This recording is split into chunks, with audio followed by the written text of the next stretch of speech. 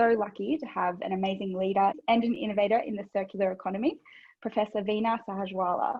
She's the founding director of the Centre for Sustainable Materials Research and Technology, aka SMaRT at UNSW, an Australian Research Council laureate, an internationally recognised materials scientist, engineer and inventor. She is renowned for pioneering the high temperature transformation of waste in the production of new generation green materials. And in 2018, she launched the world's first e-waste microfactory, which was reducing waste from tyres to go into steel production, I believe. And then in 2019, launched the world's first plastic microfactory. So welcome, Veena. It's incredible achievements, and we're absolutely thrilled to have you here and learn more about you. Thank you. Yeah, just to give you a little rundown before you start, we have, of the amazing women in this program, we have 23 teams made up of 81 women, all of whom, or most of whom, have only just met their new co-founders a little over a week ago, and only in an online format for most of them at that. So I'm sure they have a lot of questions for you, and we're really excited to hear about your journey. Yeah, thank you. Thanks, Kristen. I'm happy to, I know I'm conscious that you've got about 40 minutes or so. So I'm more than happy if, you know, I'll give a little bit of spiel and then there's a bit of time for Q&A and stuff at the end. So yeah, let me know how long did you want me to kind of speak for, and then I can stop at a certain time so we give enough time for everyone to ask questions. Yeah, absolutely. So speak for about 20 minutes or so. Does that? Yes, that'd be great. I think the cohort will have a lot of questions for you, so it'd be really great to get through as many as possible. That'd be perfect. Yeah, for sure. Yeah, no, thank you so much, Kristen, for inviting me to speak at this session. It's such an amazing thing you guys are doing in the Division of Enterprise, and really part of this whole sort of program that you've got is fantastic. I'd certainly love to hear more stories from you guys around what everyone's feeling at this point in time, having started the journey as founders are starting to meet their co-founders and so on. And I guess that's always part and parcel of that learning experience, where you will quite often, you know, get to meet people that you might have never worked with before, people coming from different backgrounds. In my case, of course, with green steel and microfactories, it was a bit like that, where you start with lots of great ideas. I'm sure as you guys are all kind of probably bursting at seams with your incredible ideas and wanting to chat to your co-founders. And I think it's always going to be a bit of this thing that, you know, everyone wants to have and see their ideas come to life. But I think the other key word in everything you do would always be to have the two key questions, both to understand from your own point of view and from the point of view of others, is what is it that drives you and others, which is effectively asking yourself the question, what is it that you're passionate about? And of course, what is it that your heart's obviously telling you, you know, to do? And so when you start on this journey, it's always good to be able to understand that. What that then means is that from perspective of your co-founders as well, it's good to be able to listen to everyone's views and to really understand how people can work together. And if you all can align yourselves in terms of that bigger picture common goal, I think that'd be fabulous. You will often find that people working together might have different skill sets. So I think that's another thing, which is now where your head comes in. So remember, it's both about your heart and your head kind of working together. And of course, you know, people bring along different types of skill sets into the conversation. So for me, at a personal level, the journey has always been about, yes, I'm a researcher and I understand how to in fact conduct research and do you know, some pretty crazy and wild things when it comes to looking at ideas in labs, and of course problem solving, as we all no doubt love doing. But I think the question bigger than all of that is really, what is that impact and what are you really passionate about, and how do you actually see working with co-founders, you know, for you to actually make that impact on the real world. So I'd often say that one of the best ways to really understand how you can deliver value to society, create impact, whatever you kind of see that you're passionate about, to also hear people who are not necessarily within the scope and the world in which you operate. So, you might operate in a world where you're meeting with other people from business worlds and other entrepreneurs. But I think it's good to be able to kind of broaden that scope of, who might be others who might benefit from your work. And I think that's always nice to be able to hear, whether there are people in the world of, big business or government or research. If you're bringing ideas to the table, as hard as sometimes it can be when you're presenting ideas and they often get criticized or challenged, don't see that as a negative, see that actually as a positive, that, people who are willing to listen to you and are willing to kind of challenge. And sometimes, of course, it can be a little bit difficult to take when you're told that, your ideas are not really ever going to work in the real world. And I can tell you, I've had plenty of those thrown at me, when people will kind of first listen to your ideas. In my case, it was about, oh, fabulous thing to do in the labs, all good.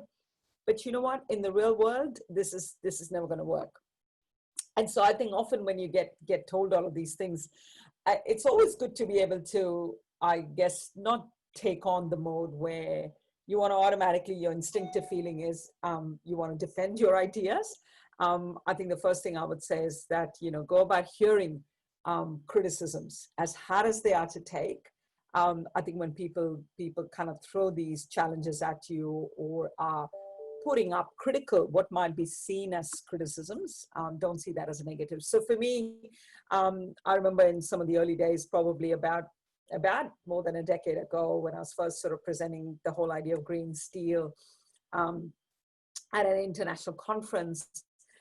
This green steel at that stage was really just an idea that was born out of the labs, and we'd done some good research, and we were out there presenting the research. But I think to me, what was a real challenge in that environment was that you're presenting it to people who are businesses, working in businesses in the area of steel. And of course, these are the guys who've worked their entire life in this field. They've been running steel plants, and they've been doing, everything that you would see as this is the real world of making steel, right? What is it that you could offer to a group like this, sitting in a global sort of forum? And of course, naturally, there are always going to be some skeptics in the audience who are going to kind of talk about the fact that, you're recycling tires and plastics, all of that. Very good to do your experiments in a little tiny setup or test your science. But, in the real world, this is not going to work because it's all about making money. It's all about this and it's all about that. And I think you'll often hear a lot of people who've been in the business for a long time who'll sort of turn around and go, oh, no, but you know what? I mean, this is not going to be competitive. And when you hear criticisms like that, it's very important to actually ask yourself this question. And this is why I was sort of talking earlier about what is it that you're passionate about, because it helps you keep your focus on where is that bigger picture. Why are you doing this? Are you doing this because you can see a way to solve a massive environmental problem or a massive medical problem or a challenge that, no one has quite seen it the way you've seen it. And I think that's always exciting for me when I get criticisms in the work or the challenging questions around, oh, but this is never going to work because, and I almost to some extent inside me, I'm going, aha, no one's actually seen the way I've seen the world. I can kind of think of some pretty incredible sort of solutions. It is obviously new and shocking and surprising to people when they first hear it. And I'd say the more surprising it is, the more the shock value, the better is your idea, right? Because I mean, the more you manage to surprise people and people kind of go, oh, this is crazy, I think it's probably giving you a hint that you're onto something. So never let that sort of negativity kind of weigh you down. So that's I suppose, is something that, I get told, it was not that long ago, one of the microfactories that we're now running in the basement at UNSW,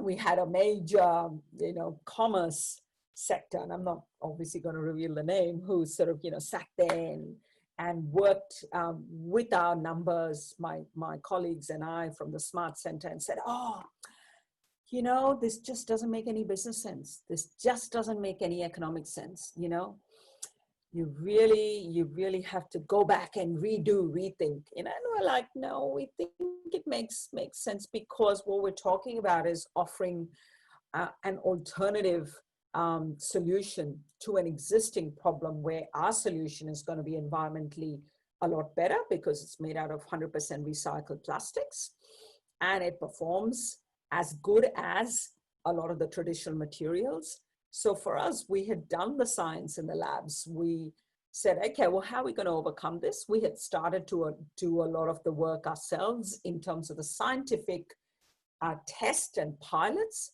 But just about at that time, we were also, starting to pilot our own microfactories in this space. And so I guess for me, the thing was, okay, if our microfactories can operate at that scale and performance level at which we would expect any commercial operator to do. So it's like we were ourselves kind of giving ourselves a test that we should be running this at that sort of expectation, that if this was about running it on the full-blown productivity level, that full sort of speed at which you would expect the microfactory to run and make a product that's viable, we need to test that and road test that. So that's indeed the journey that we took on, and our microfactories in the basement, where we're located in the building where SMaRT Center is, has shown successfully that not only are we making these to the quality expectations and the standards of, let's call it the virgin plastic resources, but also more importantly, we've had it in the hands of end users. So end users who basically taken the product and gone, oh, fabulous, can you make this for us, or can you do that for us? And I think when you get often those challenges, again, to me, that's a good sign, because you're already getting people excited and interested enough that they want to kind of test your ideas. So never see testing of ideas as a bad thing. See testing of ideas as a good challenge to have. So for me, part of the journey has been very much about, how do we actually make sure that anybody who wants to test our idea, I mean, obviously you've got to keep your confidentiality and you've got to make sure you don't reveal all your secrets. So that's another important thing to keep in mind. But I think road testing your ideas with as many different people, and this is why I come back to this point, that you've got to kind of get outside your comfort zone. So it means that, in my case, it was as a researcher speaking at conferences where there were many more people from industry who were actually listening into the talk. It would have been reasonably comfortable to go into a typical place where you might do your scientific talks, and you have to do that, of course, in the world of research.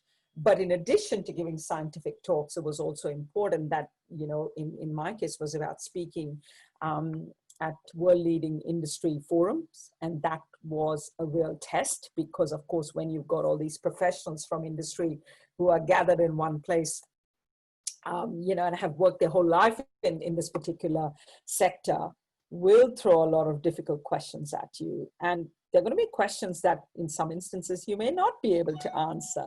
So I think, part of what would be really helpful in the context of the world that you live in is get out there and do as many talks as you can in a world that is outside your comfort zone, and be prepared to be challenged. And of course, the other all important point is, when you do find friends and good collaborators, hang on to them. So I think this entire program that is ahead of you at this stage is something that I think you should cherish, and find mentors and co-founders and people you want to imagine a future where you might collaborate and work together.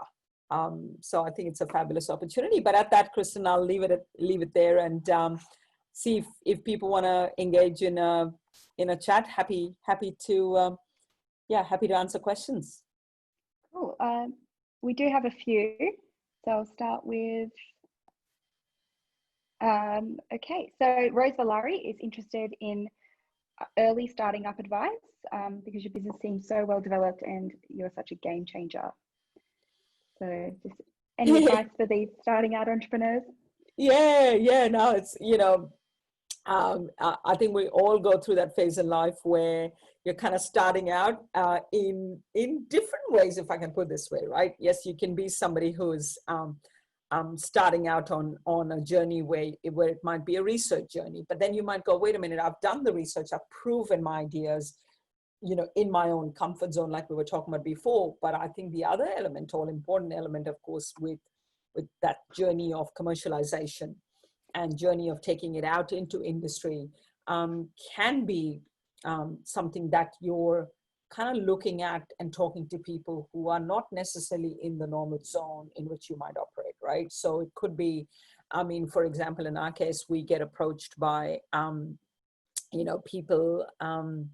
people who might be in the banking sector. Now, that to me is about as far away as my world can ever get, so I'm just using that as an example, right? Where you might be a researcher and yes, you might work with businesses in waste and waste recycling, but then being challenged by the world of finance, for instance, where someone might love your idea. And I'm sure we all will run into that at some point in time where, a venture capitalist or someone from the broader finance world is asking these questions around commercialization. I think it's important to imagine how your journey of commercialization should look like in your eyes. So don't just assume that it's somebody else's model and vision of commercialization. And what I mean by that is you might say, look, I want to have first a couple of really important milestones in my journey. So you need to define what your own milestones are. If you're not comfortable in getting it out into the hands and getting it out into the hands of venture capitalists and people who are looking to make investments or money, don't feel like you have to, because everyone sort of just goes, oh, you've got to find a VC firm or you've got to find someone who's going to invest money. In fact, if anything, I think, more often than that, it's also important to learn when to say no. Because if you find that, no, well, that kind of is not where I see the first couple of important milestones are gonna kind of pan out for me, it's also important. So that's why it's important to have that clarity in your commercialization journey. Is it going to be a couple of important key steps because you want to prove something, I don't know, in Sydney or in Australia before you want to talk to anybody else, outside? I mean, in my case with green steel, and that example of the talk that I was giving was in Pittsburgh, and I've done actually interestingly more than one talk in Pittsburgh. The first one was a bit like that, where it was this scary mad audience where I was sort of speaking for about half an hour and then half an hour worth of questions after that, and you sort of go, oh my God, I'm exhausted, I need a drink of water. But no one sees it that way from your point of view. So that can be that first crazy sort of world you live in. But I think it's important at that point in time, you kind of go, no, my goals are, the first step is I want to have this commercialization happening in Australia. I want it to be close enough to where I am so I can be involved in that journey on a regular basis. I don't want to give it up to somebody in some other part of the world. And if that's important to you because you want to remain connected to your work, that's important. So for us, that very first question was, a lot of people would often say to me, oh, well, why don't you just take it to the States? Lots and lots of companies there, and you'll get it all out into the market very quickly. But for me, what was important was not about the fact that I needed to get it out to 10 different implementations in the first year. What I wanted is the first couple of them working really, really well and proving the success from those first few, and it being close enough to where I am. So the early stage commercialization with green steel happened in Sydney and Melbourne. And that was important. It meant that I could travel there regularly. I could be a part of that. I could be in there if I had to on the same day. And I think these are all important questions. Does that matter to you? Yeah, absolutely. And then you can broaden it out and go, right, the future commercialization means, you've got to think about, are you going to, does your idea need to be patented? You know, all of those important questions, and that of course costs money. So I think in that journey of commercialization, define your own milestones. Don't just run after what someone might think is a traditional way of doing things. So yeah, I don't know if I've answered that question. No, absolutely. And I think you've also just asked one of the next questions as well, and it was from Lisa Liu, and she said, as a researcher, what is a good way to attract the funding from industry and interact with business people and protect your IP? So I think, yeah, you covered that with your path to commercialization. But do you have anything to add, I guess, in terms of IP, or you know, how as a researcher you did interact with the people to help your business? Yeah. Look, I mean, in the early days, of course, IP is such an important thing to protect, right? So it's that constant balance between, on one hand, you're dying to talk about your ideas, you want to share that, you want to tell the world, you know, because you're so excited about it. But on the other hand, I think it is that typical question of how do you get the right message to the right audience? So yes, if you're a researcher and you're presenting at a conference, that's one type of audience. But if you're out there presenting to industry, I think then it's almost that the research is something that they will ask if they're really interested in, right? So, I mean, and that happens, you know, all the time, where you might have a couple of really kind of gems of ideas that you might present without giving away your IP. And then if you get to the point where someone really wants to pursue that and have further conversations, very important to have an NDA or something in place. I think that's something that you cannot underestimate the importance of just having some fundamentals in place, which I'm sure the Division of Enterprise helps entrepreneurs with. Yeah, hopefully I've answered that question. You know, protecting IP, very important. Yes, thank you. Did you always have a vision of commercialization for your research? Maddie would like to know. And did it change? Did this change your research approach in the lab?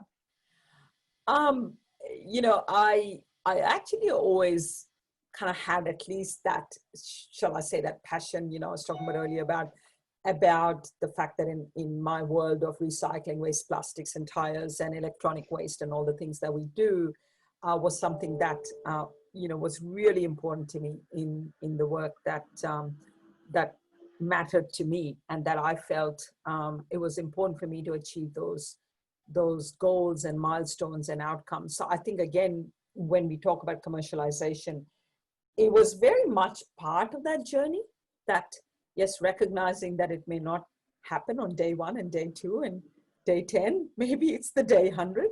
But I think really having that, if this is important to you, for me, was very important.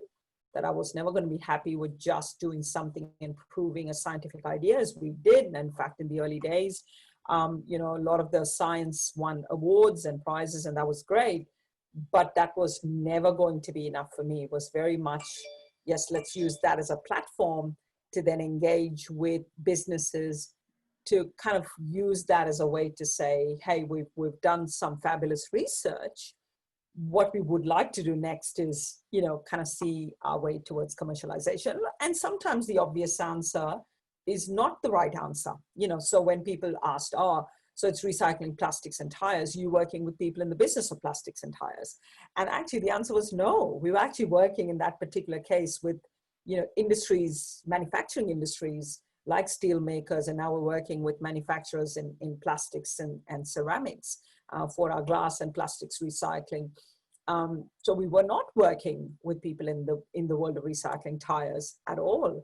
So that is a little bit counterintuitive, because you would tend to think that, oh, if you're looking at recycling tires, shouldn't you be working with people who are in that world? And that's not necessarily always the case. So in my case, was really questioning, no, who would actually benefit in a much bigger sense from this work? So it wasn't just the tire companies, you know, who might say, right, it's about recycling tires. Because let's face it, I mean, for the tire companies, it's about, I don't know, selling tires, right? Recycling tires may not necessarily be part of their goals. So for us, it was always about questioning, you know, who would love to recycle tires and benefit from that, from an environmental point of view, and in the long term, from an economic point of view. And this is where, of course, steel making was an obvious choice because it was about replacing a lot of the traditional coal and coke based materials. So it was also questioning, you know, what would this do in terms of delivery of not just the underpinning economic benefits, but also in my case, the environmental outcomes. And in 2018, just to unpack that, there was, I guess it was exposed about how inefficient Australia was with dealing with landfill, and they were, I guess, stuck with billions of tons of waste with nowhere to go. That happened the same year you launched your first e-waste Microfactory. Was that a massive opportunity that you just jumped on, or was this already in the works, or were you like, okay, we need to hustle because this is going to be big for us? Yeah, it's quite interesting, Kristen, that question, because of course, I mean, you know, you sort of work on these things, you know, for a while, and the ideas are bubbling away and all of that. But we were literally ready to launch our world's first e-waste Microfactory. In 2018, it was like built and ready to go, because you can imagine, I mean, things take time to kind of build and have the machines and equipment and everything else all kind of working together. So interestingly, it was almost the other way around, where we had a lot of our equipment and everything working well. We were making products, and I had actually delayed the launch because I said, no, you know what? The reason why I want to delay it is I want to be able to run it to my satisfaction first. And so we actually decided to delay the launch. So it's quite ironic that we had, by the time we'd sort of got it up and running and decided we're going to keep it going till we get to the point that we're ready to do the launch, because a launch is a big thing. You know, you're kind of telling the world this is what you're ready to do. So it was almost this thing that, no, we had to have everything working really well before we were ready to kind of announce to the world. So we actually had delayed it on purpose and the launch. And then it just so happened that 2018 was the year when we all heard about, you know, about the policies that, you know, other governments like China and others were going to ban taking some of these types of waste materials, the national sort policies and others that came out.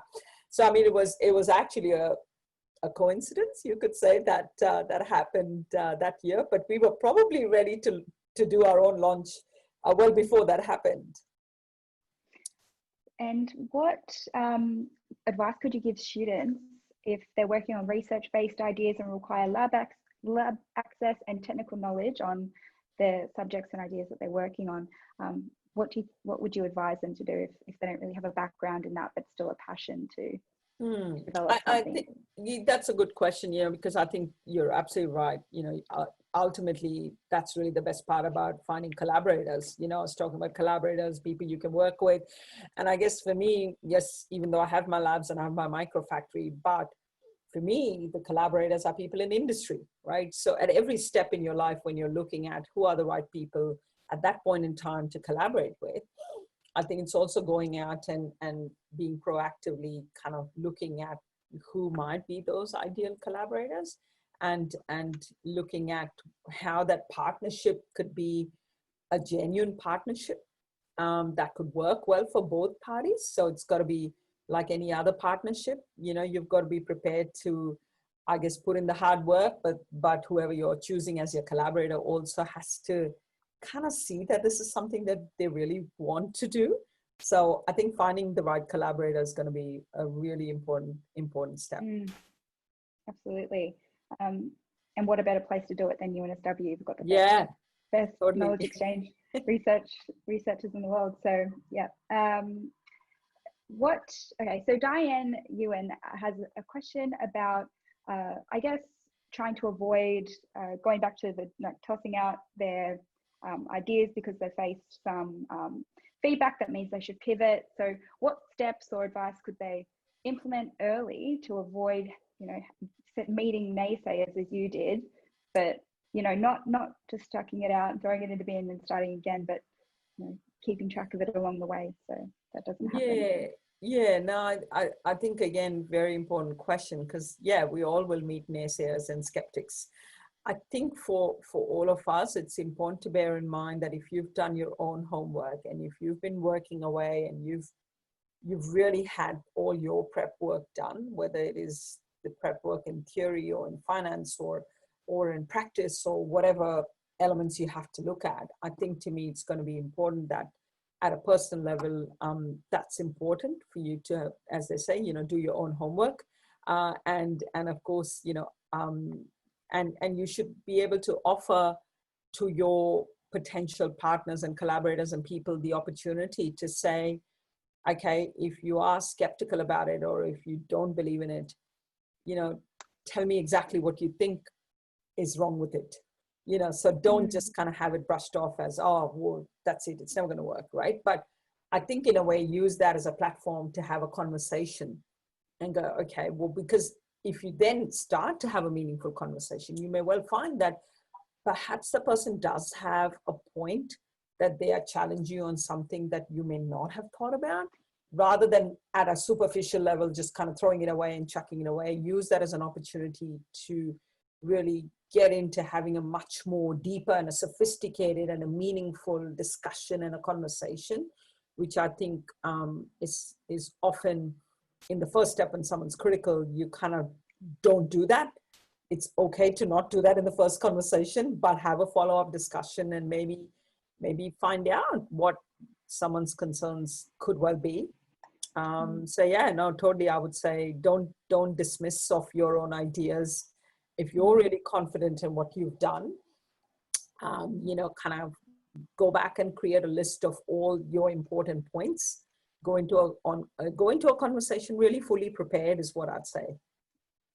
And you would have had, I know your experience growing up in Mumbai, and you had this interest early, even visiting construction sites, because you were just quite interested in construction and materials. And so coming over to Australia, and you have all these really innovative and game-changing ideas, and having to come from your perspective to I guess Australia being such a lucky country, they're not really exposed to some of the things that you were in Mumbai with waste. And so that's why you're really passionate about the 4 R's, reduce, reuse, recycle, and reform. That's right. Yes. Great. Yeah. No, I mean, and this again goes to that heart of that point that, when you actually do get out of your comfort zone and you're out there kind of chatting to people who you would not have ever kind of thought that they'd be even relevant to your work, I think often you will get thrown into, shall we call it, the deep end of kind of the bigger picture challenges. So it's not just about how your challenge and how your little speck of the work fits into the world around you, but in a broader sense into the much bigger ecosystem. And I think the more you can see it that way, the more that in a world where there are so many challenges as we're all facing, the more holistic you think about what your work could mean to people on this planet, the better it is. So it might be a medical challenge that you may think, well, no one in Sydney would care about, but in some community somewhere, whether it's Australia or another part of the world, there might be a particular, medical challenge that people have that you might go, right, okay, my solution actually could help people in that part of the country. So again, it could well mean that for you, it's about that connectivity that you need to sort of draw upon. And it's kind of like what we're doing today, right? It just proves that you don't have to necessarily kind of travel to all places. And I think to me, in the early days when I came to Australia, I think it was really important to kind of get around and get to meet people in all parts of the world. And I remember in the first few months of arriving here, when I visited Perth, I was like, oh my God, this is far away. Like just thinking that you're only traveling in Australia, the fact that you had to take a 4 or 5 hour flight to the place, and so I guess, I mean, if anything, the world is now, particularly in these times, if the positive things that have come out is, even though ironically we're kind of in many instances isolated, but we sort of are better connected, like we're able to connect with people, and it's just such a normal thing to jump on a Zoom call as we're doing today.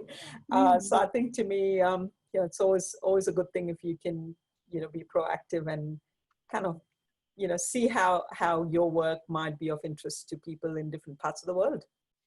Actually, yeah, the bigger picture, as you said, that was very insightful. One last question, I think we'll take it from Bronte Abrahams from Scrunch Plastics. I think I'll do a little shout out. Is it scrunchplastics.com.au, Bronte? Maybe put it in the chat. Really good chance. If Veena has time, maybe she might look it up. Scrunchplastic.com. Oh, great. And what was your question while you're on? What do you want to ask Veena yourself? Yeah, I would love to. Thank you so much for coming with us today and sharing your experience. It's been incredible. So it's kind of a pitch, but I'm working on a radically inclusive soft recycling services for households currently in Sydney and hopefully the world. I'm interested, particularly the last few days have brought up this idea of a circular economy. I'm really trying to not charge people to recycle their plastics. I think that there could be inherent value to the plastic, and I would love to know what is the future of soft plastic recycling and maybe the monetization of that, or the grants or your experience in finding funding in that field. Yeah, no, really good question, Bronte, because I think ultimately, to your point, it's about the model that you're thinking about as a service model.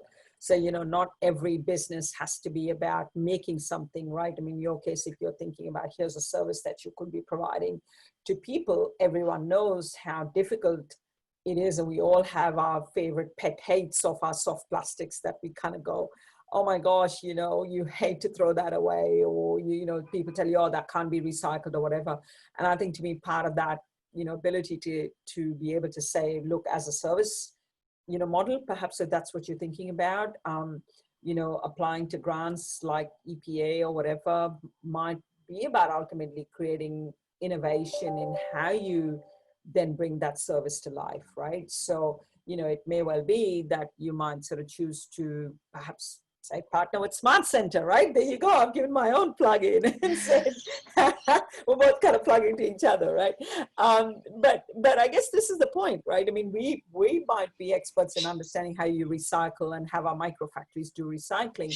But for us, your work in terms of how you might see the world in providing service and maybe finding a pathway to actually achieve outcomes for recycling and for consumers is something that we wouldn't want to do, because in our world it's about manufacturing and operating microfactories and commercialization of technologies. And I think this is, to me, an example of how different types of partnerships can actually come to the benefit of ultimately overall objectives, which we're talking about, okay, well, the overall objective is to find a pathway to create viable recycling solutions for Australia, and how do you take circular economy in the context of, local solution. It's going to be important. You're not going to take all the soft plastics. Yes, it's crunch, right? .com. You're not going to take everyone's sort of, scrunched up plastics and kind of pull it all together into one big mega scrunched up plastics in the middle of the country. You're not going to make that happen. It's never going to be, that kind of, it's against the principles of sustainability as much as possible. You want to localize it. Everybody in every city in Australia and all little towns have got the same problem, as in, yes, you go and buy your breads, and your breads from your local supermarket are in those soft, plastics. So I think the fact is we all recognize we all have the same problem. So it's a great problem to be working on, right? But the next question is, how does scrunchplastic.com really kind of, as you're saying, search and scope for funding? So I would say, state governments, and obviously if you're in New South Wales, look up New South Wales EPA, but then likewise there are other state governments that would be offering funding for different programs. And this could be part of a community kind of service type of program, grant funding that you could look for. Not all funding has to be in the research category.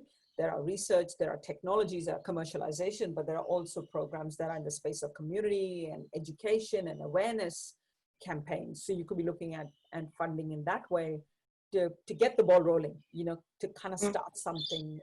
But certainly happy to have a chat to you if you feel like having a chat. I would love that. Thank you so much. Yeah, no worries. You're welcome. Great, I can connect that through for you after. We'll end it here. Thank you so much, Veena. You have been an amazing speaker, and we've loved having you a part of New Wave Cohort 6 entrepreneurial journey. Where can the cohort follow what you're up to and what you're doing next? Yeah, look, for sure, there are different ways to find out what we do.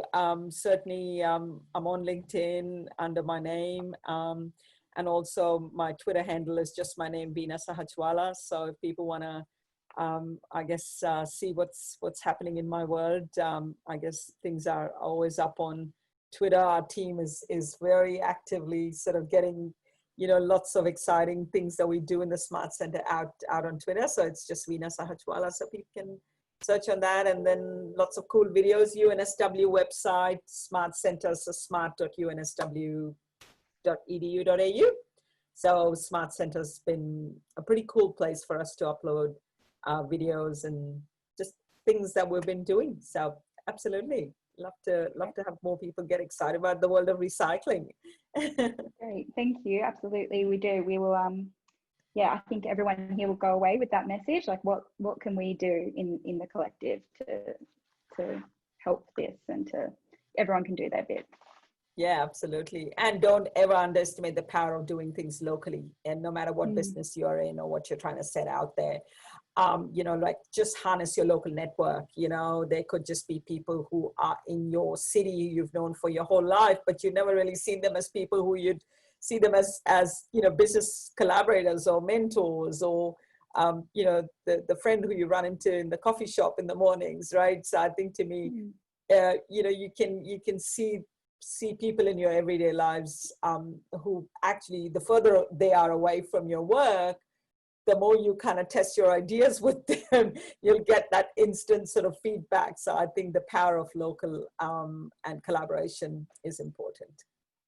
Absolutely. Please join me, everyone, in giving Veena a virtual round of emoji hand applause in the bottom corner. It's been amazing. Thank you. Lovely to see you, and good luck with everything, and we wish you all the best. Thank you so much for having me, Kristen. Thanks all. Bye.